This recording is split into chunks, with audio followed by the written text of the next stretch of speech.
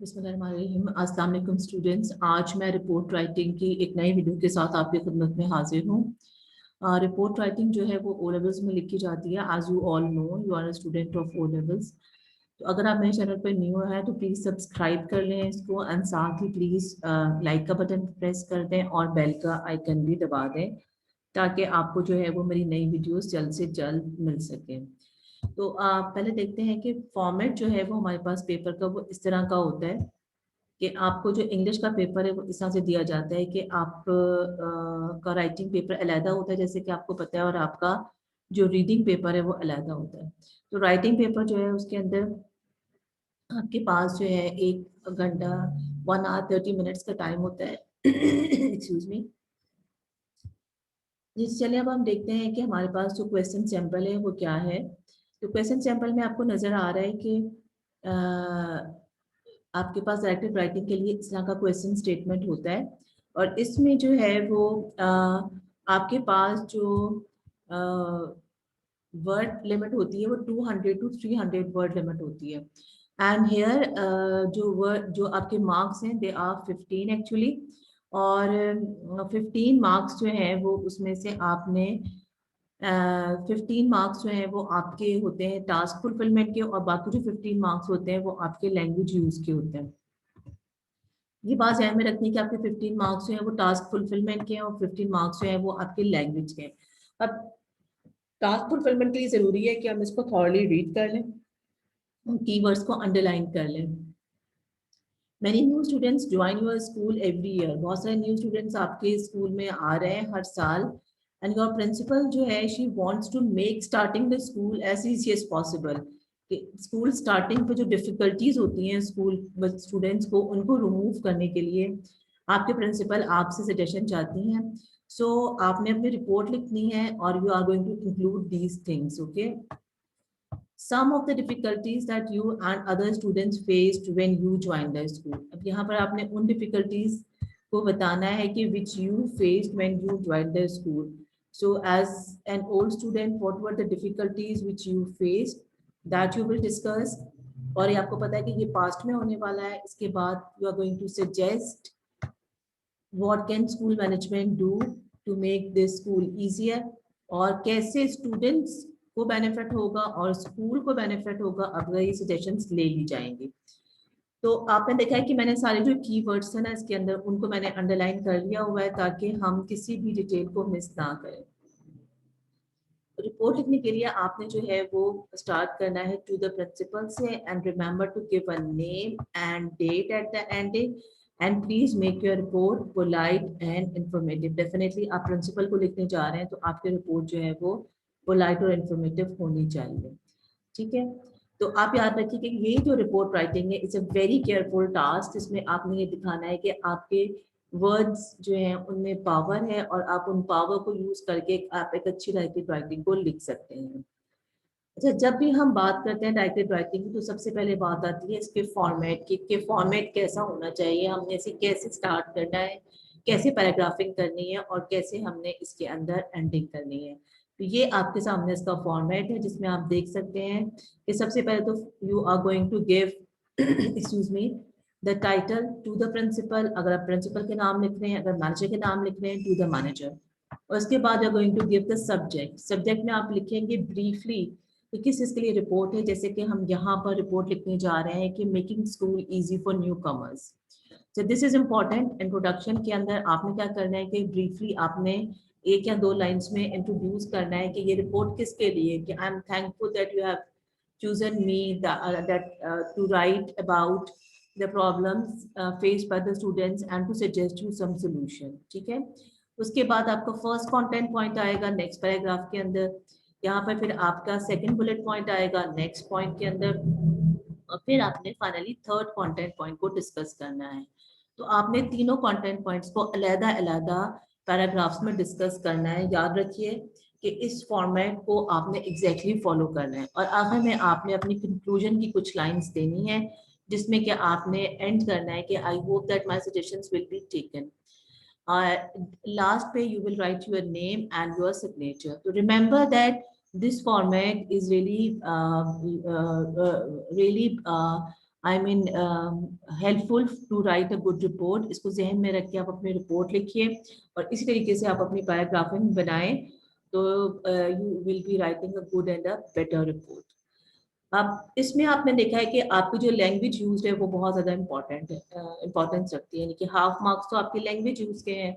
और दूसरी बात ये कि आपका जो टास्क फुलफिलमेंट है वो भी बहुत ज़्यादा इम्पोर्टेंट है, कि आपने किसी भी टास्क को जो है वो छोड़ना नहीं है।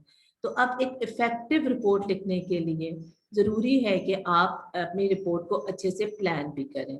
ठीक है, तो अब हम पहले देखते हैं कि किस तरीके से जो है वो लैंग्वेज के मार्क्स और टास्क फुलफिलमेंट के मार्क्स जो है वो डिवाइड होते हैं। स्टूडेंट्स, कैम्ब्रिज के अंदर जो है ना वो बैंड्स का कॉन्सेप्ट है। आपको टास्क फुलफिलमेंट के लिए 15 मार्क्स जो अवार्ड किए जाते हैं उनके लिए 5 बैंड्स होते हैं, और आपके सामने बैंड्स की रेटिंग भी मौजूद है और आपके सामने इसका क्राइटेरिया भी मौजूद है कि किस तरीके से इन बैंड्स के अंदर जो है वो मार्किंग की जाती है। हाईएस्ट बैंड 5 है, जिसके लिए आपको 13 to 15 मार्क्स जो हैं वो मिलेंगे, और उसके बाद जो लास्ट बैंड है वो 0 है, जहाँ पर स्टूडेंट को 0 मार्क्स मिलेंगे। तो हम जल्दी से एक क्राइटेरिया पढ़ लेते हैं कि बहुत अच्छी अंडरस्टैंडिंग है पर्पस की, आपको पता है कि आप क्यों अपनी रिपोर्ट लिख रहे हैं, बहुत क्लियर अवेयरनेस है स्पेसिफाइड सिचुएशन की और ऑडियंस की। आपको पता है कि you are writing it for your principals, so your tone is accordingly maintain. आपके पास सारे रिक्वायर्ड पॉइंट्स हैं डिटेल के अंदर, मुकम्मल तौर पर एम्पलीफाइड है, मुकम्मल तौर पर ऑर्गेनाइज्ड है।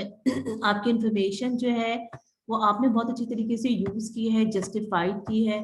आपकी पर्सनल ओपिनियन और इंटरप्रिटेशन भी उसके अंदर नजर आ रही है। आपका टोन एंड रजिस्टर, आप किसके लिए लिख रहे हैं ये भी आपको पता है। तो एक ऐसी रिपोर्ट जिसके अंदर ये सारे कंटेंट पॉइंट्स को अच्छी तरीके से एक्सपेंड किया जाएगा, एम्पलीफाइड किया जाएगा, वो रिपोर्ट फॉल करेगी बैंड 5 में। ठीक है, वो बैंड 5 में फॉल करेगी, और ऐसे स्टूडेंट को बैंड टास्क फुलफिलमेंट के 15 मार्क्स में से जो है वो 13 to 15 मार्क्स मिलेंगे। एक और देख लेते हैं जहां पर बैंड 2 को डिस्कस कर लेते हैं, जहां पर जो स्टूडेंट है उसको 4 to 6 मार्क्स मिलेंगे। Only partial understanding of the purpose, आपने कोई बात लिखी, आपने कोई बात नहीं लिखी।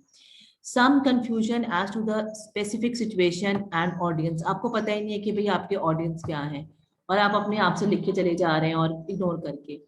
टेक्स्ट टाइप में भी इन अप्रोप्रिएट, आपको लिखना था रिपोर्ट और आपने इसको स्पीच के फॉर्मेट में लिख दिया, या अमूमन स्पीच का फॉर्मेट रिपोर्ट में लिख दिया, तो ये भी गलत हो जाता है। At least one of the required point addressed partially developed, यानी कि स्टूडेंट्स ने जो कंटेंट पॉइंट्स हैं इनको फुली एक्सप्लोर नहीं किया है, फुली एम्पलीफाइड नहीं किया है, तभी आपके मार्क्स नहीं मिलेंगे। गिवन इन्फॉर्मेशन में बी यूज्ड इररिलेवेंटली, आपने उस इन्फॉर्मेशन के ऊपर फोकस ही नहीं किया जो कि एग्जामिनर ने आपको दी है, और टोन जो है वो आपकी अनइवन है। तो ये तमाम बातें जो हैं वो आपको टास्क फुलफिलमेंट के बैंड में बिल्कुल नीचे ले जाएंगी। तो चलिए आप लैंग्वेज के लिए देखते हैं कि जो लैंग्वेज के आपको 15 मार्क्स अवार्ड होते हैं उसको भी बैंड्स में डिवाइड किया गया है, लेकिन यहाँ पर 8 बैंड्स हैं। ठीक है, हाईएस्ट बैंड 8 है जिसके 14 to 16 मार्क्स होते हैं, और लोवेस्ट जो है वो 0 है। अब जाहिर है कि इसके लिए जो क्राइटेरिया है वो यहाँ पर स्पेसिफाई किया हुआ है कि भी हाईली एक्यूरेट लैंग्वेज जो है आपकी वो होनी चाहिए, और कहीं कहीं कोई मिस्टेक्स इन्हें ठीक है वो मान ली जाती हैं। सेंटेंस स्ट्रक्चर जो है वो आपका बिल्कुल वेरिड है, different, simple, compound, complex sentence आप यूज कर रहे हैं। आपके वर्क फॉर्म्स जो है वो करेक्ट हैं, अप्रोप्रिएट हैं आपके वर्क फॉर्म्स। आपके पास बहुत अच्छी वोकैबुलरी है और आप उसको बहुत अच्छे से यूज कर रहे हैं, आप रिपीट नहीं कर रहे। आपकी पंक्चुएशंस बहुत अच्छी हैं, आपकी स्पेलिंग्स बिल्कुल ठीक है। ठीक है, ओकेजनल स्लिप्स ठीक है आगे सामने। पैराग्राफ जो है उसके अंदर भी यूनिटी है आपकी। ठीक है, पैराग्राफ आपके लिंक्ड हैं, ये लिंकिंग डिवाइस अभी मैं डिस्कस करने जा रही हूँ आपसे, और आपके पैराग्राफ दिखा रहे हैं कि आपने वाकई प्लान किया है। इस तरीके से आपको समझ में आ रहा है कि कैसे जो है वो आपके जो 30 मार्क्स हैं वो दो चीज़ों में डिवाइड होते हैं, एक लैंग्वेज में और टास्क फुलफिलमेंट में। तो आई एम श्योर कि आप इन चीज़ों को जहन में रखकर फिर अपनी लैंग्वेज अपने इसको प्लान करेंगे। तो आपकी जो रिपोर्ट है उसको प्लान लिखने से पहले जरूरी है कि आप उसको बहुत अच्छी तरीके से प्लान करें, आप इसको ऑर्गेनाइज करें, ठीक है, आप स्मार्ट सेंटेंस स्टार्टर्स यूज करें, जो कि मैं अभी आगे भी डिस्कस करने जा रही हूँ। इसके अलावा कुछ फिगरेटिव लैंग्वेज यूज करें, कोई सूटेबल सिमिलीज, मेटाफर्स वगैरह यूज करें। इसके अलावा कोशिश करें कि आप वर्ड्स को रिपीट ना करें। You have so many words that you are using every time different word. आपका टोन एंड रजिस्टर बिल्कुल ठीक है, आपको पता है कि आप किसके लिए लिख रहे हैं, आपकी पंक्चुएशन ठीक है, आप इक्वल वेटेज दे रहे हैं और आपका कंटेंट भी बहुत प्रॉपर है। ठीक है, आपने एंडिंग अपने की प्रॉपर की है, तो आई होप कि आप जो है वो अच्छे मार्क्स ले सकते हैं। अब ट्रांजिशन वर्ड हम देख लेते हैं इंफॉर्मेटिव पैराग्राफ के लिए कैसे हम चेंज करेंगे। तो these are some smarter sentence startings which can help you, और इससे आपको जो है कोहेजन कोहेरेंस वगैरह जो है वो मिलेगी। अपने टेक्स्ट के अंदर बाइंडिंग मिलेगी आपके अंदर, जब आप हर सेंटेंस को किसी एक प्रॉपर ट्रांजिशन वर्ड से लिंकिंग से डिवाइड करेंगे तो डेफिनेटली आपकी राइटिंग में एक अच्छा चार्म आएगा। अभी आपके सामने एक सैंपल है, एक स्केलेटन है, ठीक है, जिसको कि जो आप जो है वो यूज कर सकते हैं लिखने के लिए। तो आई होप कि you have liked this video, और आप इस वीडियो को जो है वो हेल्पफुली यूज करेंगे लिखने के लिए रिपोर्ट को। यहाँ पर आप देख रहे हैं कि मैंने एक जो है वो यहाँ पर सब्जेक्ट भी दिया हुआ है, टू द प्रिंसिपल है, उसके बाद ये एक इंट्रोडक्टरी पैराग्राफ है, उसके बाद ये फर्स्ट पैराग्राफ आपके सामने आ रहा है, जिसको मैंने एक आउटलाइन में ही तकरीबन लिखा हुआ है, जहाँ पर आप बता रहे हैं कि क्या प्रॉब्लम्स फेस्ड हुई, और फिर यहाँ पर आपको नजर आ रहा है कि न्यू स्टूडेंट्स को कैसे हम किस तरीके से हम न्यू स्टूडेंट्स को जो है वो फैसिलिटेट कर सकते हैं। सजेशन वाला पॉइंट ये लास्ट पैराग्राफ है आपका, जो है वो क्या होगा अगर हम ये करेंगे यूज। आप कनेक्टिव्स का यूज देखें, किस तरीके से कनेक्टिव्स यूज हुए हैं, और इससे सेंटेंस स्टार्टिंग जो है वो काफी हेल्पफुल है। ओवरऑल का यूज देखें आप। तो if you have any question related to my suggestion you can find me in। ठीक है, तो ये आपकी एक रिपोर्ट है। तो आई होप कि आपको ये समझ में आई है। तो please I again request that subscribe my channel and like my video and share it as well and press the bell icon।